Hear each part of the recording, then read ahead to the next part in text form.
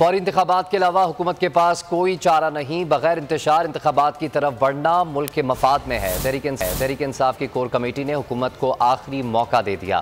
फवाद चौधरी कहते हैं कि हुकूमत अकल से काम ले, मुतालबात ना माने तो हमारे पास कोई दूसरा रास्ता नहीं रहेगा। शेख रशीद बोले, इलेक्शन का ऐलान ना हुआ तो 15 दिन में पुरअमन एहतजाज की फाइनल कॉल दी जाएगी। कारकुनान सितंबर के महीने में ही मैदान में आने की तैयारी कर लें।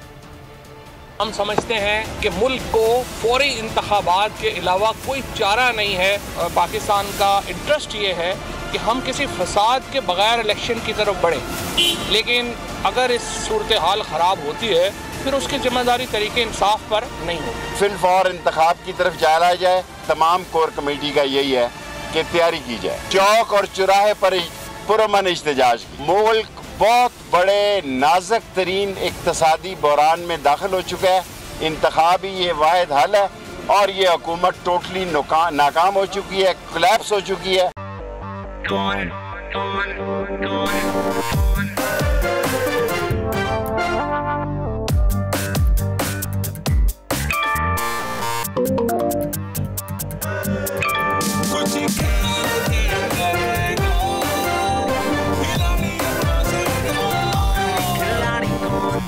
यहाँ सबको सब कुछ चाहिए, फेम और पैसे।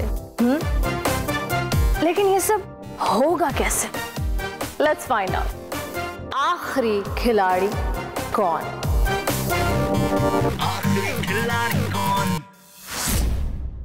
सबसे ज्यादा व्यूज, सबसे ज्यादा रील्स और सबसे ज्यादा रेटिंग के साथ बोल अब भी नंबर 1 पोजीशन पर बरकरार।